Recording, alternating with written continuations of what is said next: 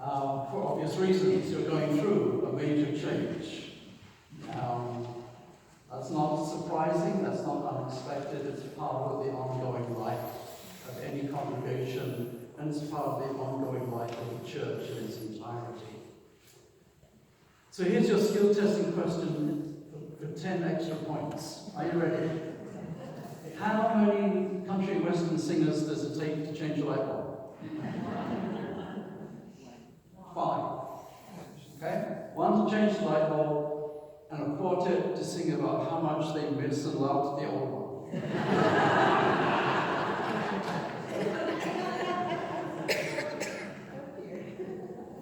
And that often happens in congregations, right? How many Anglicans does it take to change a light bulb? We don't know. Because Anglicans resist change on every opportunity. That's not true, but that's what some people say. I chose Joshua chapter 3 because the people of Israel, like you at St. Mark's, were about to go through some major changes. Okay? For 40 years, they had been roaming around in the desert, being led by Moses. They drove Moses crazy at times, but he was faithful to God and faithful to his calling, and he led them effectively. I won't say necessarily that he did the same to Craig, but that just goes with ministry. All right? But they were facing 4 changes. A change of leadership. For all of the people of Israel, because they were the 2nd and 3rd generation, Moses was the only leader that they had ever known. And when we lose the only leader we've ever known, there's a tendency to panic, to feel abandoned, to feel leaderless. But God has raised up a new leader, Joshua, and they are on the banks of the Jordan River. So that's the first change, a change of leadership. Then there's a change of geography.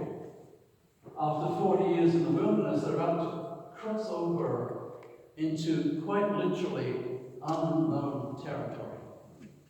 And 40 years before, when they had that opportunity, they chickened out. They sent over spies to look around, and they came back. 10 voted against crossing the river, and 2 voted for crossing the river. So they're about to cross over into the promised land, the land of Canaan, but it's unknown. Thirdly, they are about to encounter new enemies. They have had some fighting to do in the wilderness on their journey, but now they're going to cross over and they're going to face the Philistines, the Canaanites, a strong enemy. 40 years before, they said to themselves, well, these people are like giants and we're like grasshoppers by comparison. We can't do this. And then the 4th exciting opportunity of change is that they're going to go from being a stateless people with no country that they can call their own. And they're about to become, if they're faithful, a nation state. So 4 major changes. And as they're on the banks of the Jordan, they get a number of instructions. And I think we can learn from them and apply them to our own circumstances, both individually, but also as a congregation. So are you ready? Here we go. If you want to follow along, we're in Joshua chapter 3. It says that they camped by the river, and after 3 days, the officers went throughout the camp giving orders to the people. So the first thing they do, and I find this very difficult myself, is they wait. Who's good at waiting here? I'm not. Especially when I'm at the dentist, right? Just wait. And they wait and they wait and they wait. And then the orders come down. When you see the ark of the covenant of the Lord your God, and the priests who are Levites carrying it, you are to move out from your positions and follow it. So the second instruction is follow that ark, right? Not follow that cab, follow the ark. We'll talk about the ark in a moment. Then you will know which way to go, since you have never been this way before. Third instruction, be open to going in a direction that you've never gone before. How many of you in your lives have been confronted with that kind of situation? When you're called to go in a direction you've never gone before, right? You relate to this. And sometimes it's a direction we don't want to go, right? And that's the same with congregations. So be open. But keep a distance of about 1,000 yards between you and the ark. In other words, follow, but keep your eyes on the big picture, right? Make sure you can see it objectively ahead of you. Make sure that you've got a clear vision of your direction. Then Joshua comes along, their leader, their new leader, and there are two things he tells them, right? Verse 5, Joshua told the people, consecrate yourselves. Some translations say sanctify yourselves. Some translations say purify yourselves. Consecrate means set aside for God's purpose. We should be doing that every single day of our lives, right? Because God has called you and He has set you aside for His purpose. But we need to be intentional about that. We need to be volitional about that.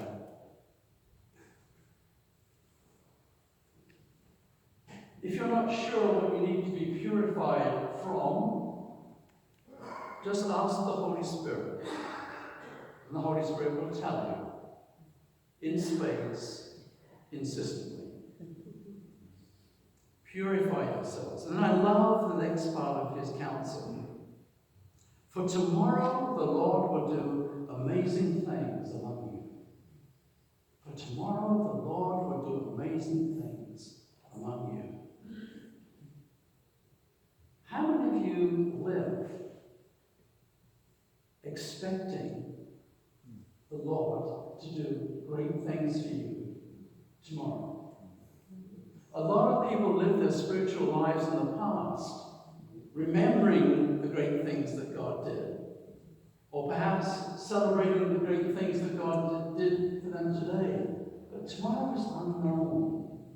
We think we know, but we don't really.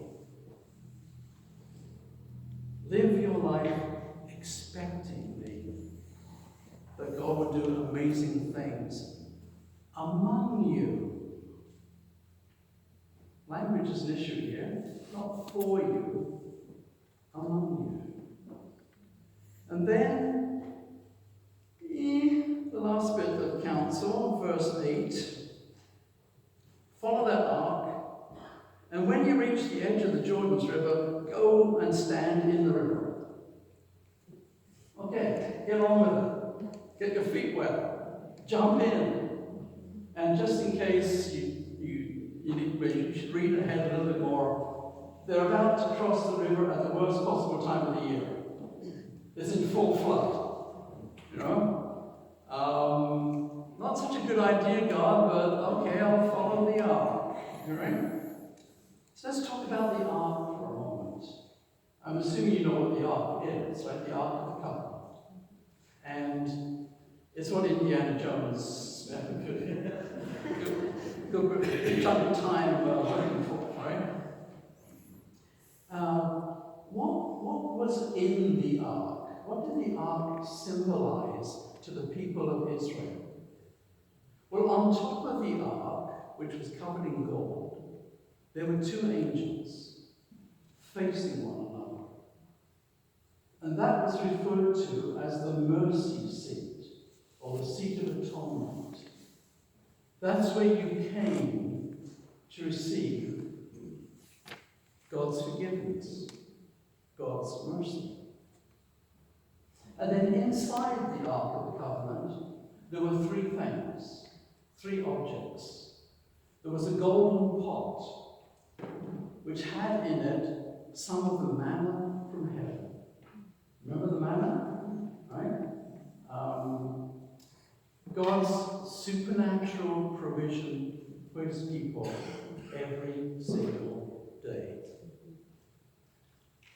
And that manna symbolized, many people remember God's provision for them.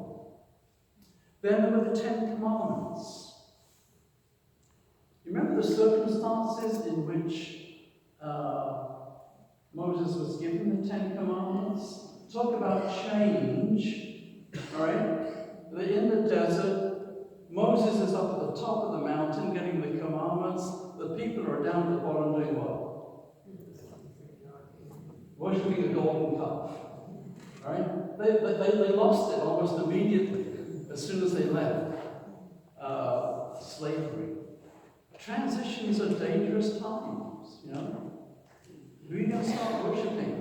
Are you on the top of the mountain close to God, getting his word? Or are we going after foreign gods and fabricating them themselves? So there's the manna, there are the Ten Commandments, and then there's this curious object, the staff or rod of Aaron. Do you remember the New Testament reading? Paul is saying, whatever you do, stick together, right? Don't say, I'm of Apollos, I'm following Paul, I'm following Cephas. Be unified. And there were 12 tribes of Israel, and they rose up in rebellion against Moses and his brother Aaron. And they said to him, who are you? To quote my 3-year-old daughter years ago, you're not the boss of me. Right? Who appointed you to tell us what to do? And God became so angry with the people that he was going to wipe them out. And Moses and Aaron interceded, and God said, okay, I'm going to settle this dispute. Every leader of every tribe bring their staff. And the staff is like a rod of office, it's a symbol. And stick it in the ground before the tent, the tabernacle. And in the morning I will choose one of those rods. And the rod I choose will be the leader. And in the morning when the leaders come together again, 11 rods are completely bare. But Aaron's rod has flowered miraculously. And it bears fruit, almonds. And God says, this is the rod, this is the person, these are the people who I choose to be your leader. And Aaron is going to be your priest, and the Levites are going to be the tribe that I've chosen. So the ark represents God's mercy, God's miraculous provision, his word, and his power to choose. Forget Moses, forget Aaron. God has chosen each one of you. All right? What did Jesus say? You didn't choose me, I chose you. Whilst we were yet sinners, Christ died for us. We have been chosen, like Aaron. And the scriptures say that we are a royal priesthood. You are all priests. And then we say that we are all priests whether we like it or not. Because we all have a calling, sometimes called the Great Commission, to go into the world and to share the gospel. Okay? In fact, if you think about it, we are created for change. Even our physical bodies, right? Over a 7-year cycle, every cell in your body is replaced. So if you're married, in the 7th year you can say to your spouse, "You're not the person I married." Literally, you're not, right? You have been renewed. If we talk about the Trinity, the Father, the Son, and the Holy Spirit, sometimes instead of Father, Son, and Holy Spirit, we say Creator, Redeemer, and Sanctifier. And each of those implies and necessitates change. You can't be a creator without initiating a creation, a change. Chapter 1 of Genesis is change, change, change, change, change, right?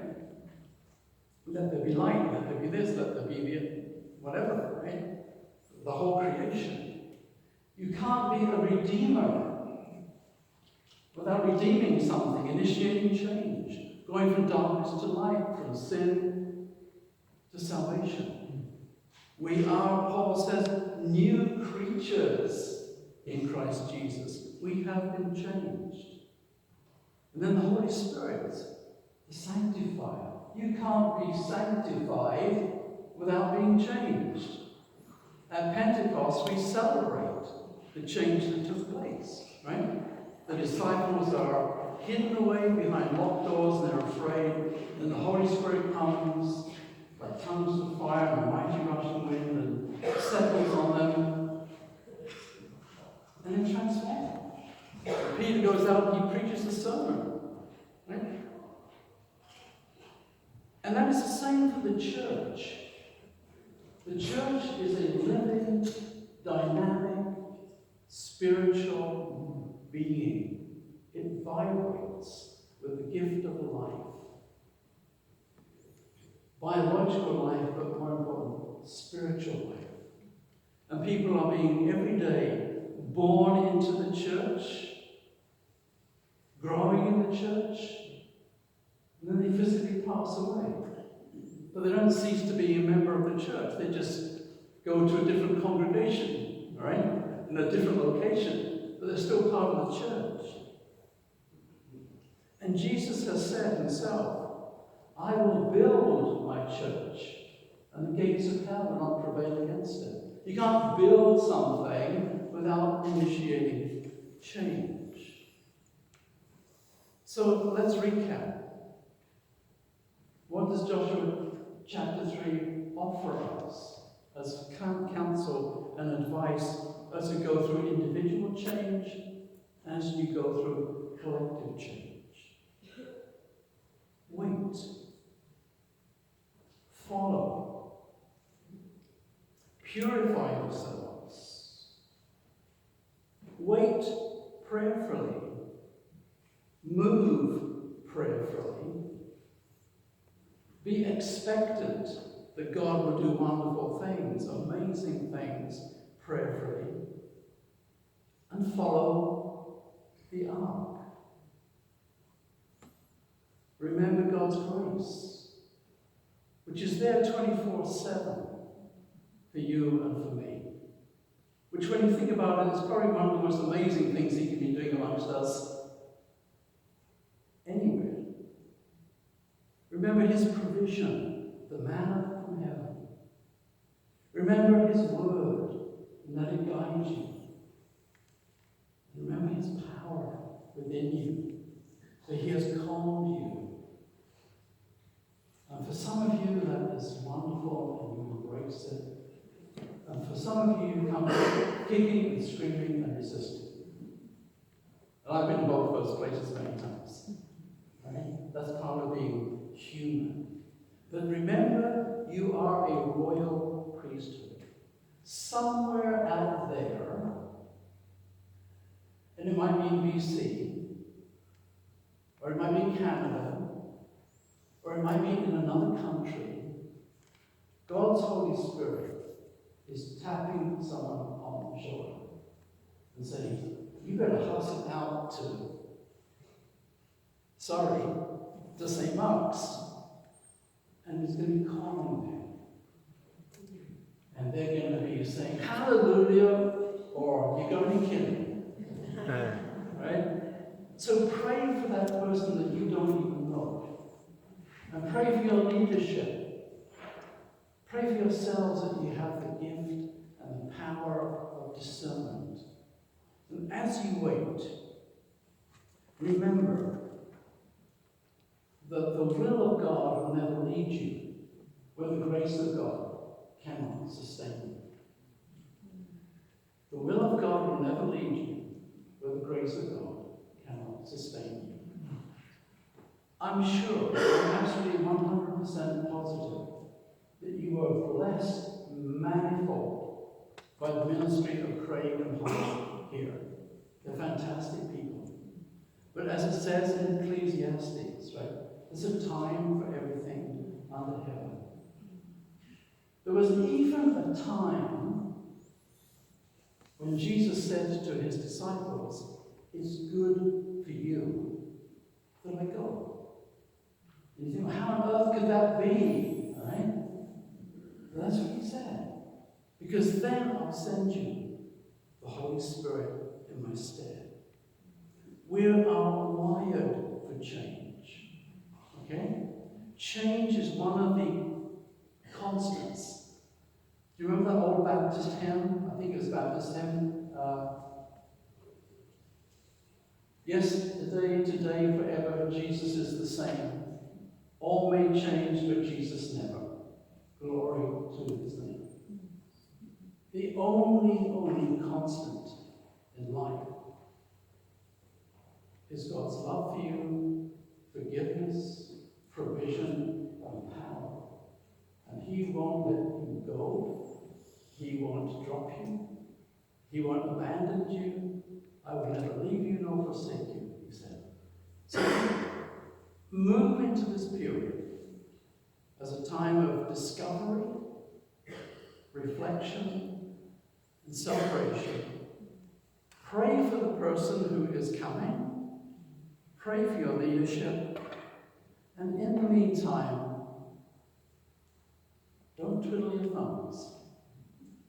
Don't wait for your leader to come, because your leader is in here. Your leader is the Holy Spirit, and you have a job to do out there in the world. That is to witness, and witness, and witness. And you are witnessing when you do good things, and you're witnessing when you're doing nothing. The only issue is what kind of witness are you going to be? So may God bless you and sustain you, protect you and guard you and inspire you.